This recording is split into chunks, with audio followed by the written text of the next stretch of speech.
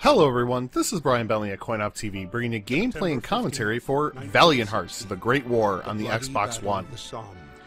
Created in the Ubi art engine, you know, it kind of has a this game has a very distinct art style, much like Child of Light had its own very distinct art style.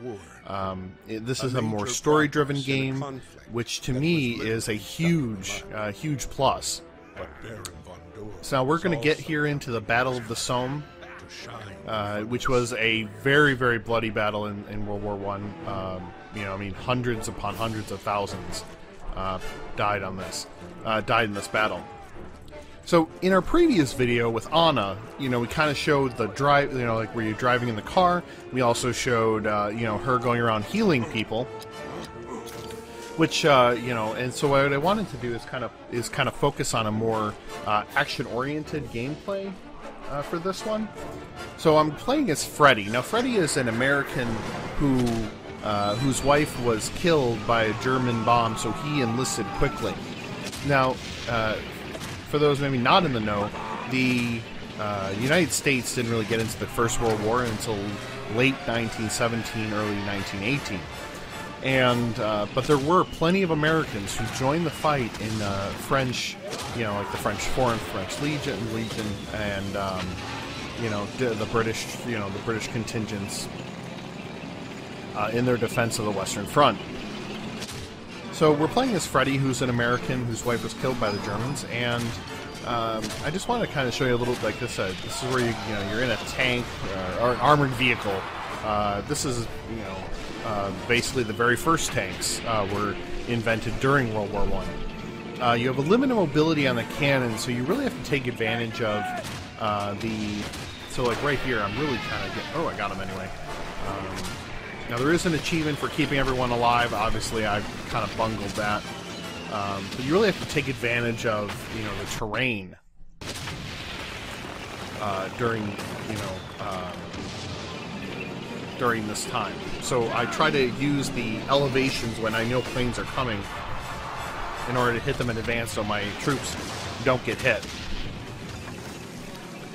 It was actually during this time that when, you know, and it was kind of interesting, like they always have these historical facts, and one of the historical facts was talking about how, you know, at first they had just wheels on armored vehicles and realized that, especially with the trenches, that wasn't going to work. So that's when they came up with that's when engineers came up with the caterpillar idea. This part is particularly funny because the first time I tried this, I didn't realize I was actually supposed to stop it, and it blew me up. And then there's the partial, like, where, you know, kind of a break of immersion where you know, everyone is running to the right, you know, all the soldiers are running ahead to the right, and I'm running to the left to see if there are any collectibles. So that does happen a few times, and then of course I'm going to miss with the potato masher. Now this is definitely one of the, I don't want to use the word simpler puzzles, but and none of the puzzles are particularly difficult, but they do make you think outside the box sometimes. Like I said, for the uninformed, these are potato masher potato mashers. So basically, you turn it, and then just from the shape and size, it looks like something you would smash potatoes with. And now I'm going to move the thing. I'm going to move the crate over so I can get up on top of that giant slab and be able to throw my potato masher up into the well with the guy with the machine gun who has my buddies pinned down, my Canadian friends. Boom! Yeah. The voice acting to me is really well done in that they don't get caught up too much with trying to make it,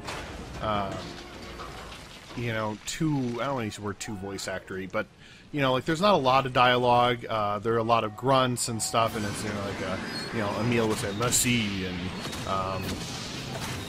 you know, Freddy goes, you know, yeah! I think they just, they hit the right amount of, you know, talking and, you know, like with you know, dialogue without it being too dialogue heavy, and the way that they have the thought bubbles, like the speaky thought bubbles, like there where it tells you, okay, bomber coming in. Those kind of Like, those are really what make it. The whole thing, just because, you know, it's just so well communicated. Oh, I lost some guys. Yikes. But yeah, so it's just I don't know. I mean, it's just really just perfect the way that they've done this. So now we're going to get into so now we're going to have our face-off with the Baron. And I'm not going to lie, I mean, yes, at the end here we do a quick time event, but there really is no other way to do it. And like I said, this is a very story-based game, and you really can't complain about a little bit of this. So we're going to get into this battle and wrap things up for this episode, for this video, and we're going to take out the Baron. Go America! You know, and this part really wasn't that difficult, but it was a lot of fun, and much like pretty much the whole game is fun. I'm really enjoying it. So if you enjoyed this video, please go ahead and like it below and leave any comments that you may have, and be sure to subscribe to the CoinOpTV YouTube channel. So that you can stay informed for more videos on this game and all the games that are coming out this summer and into the fall for the rest of 2014. Thanks a lot, everybody. For him.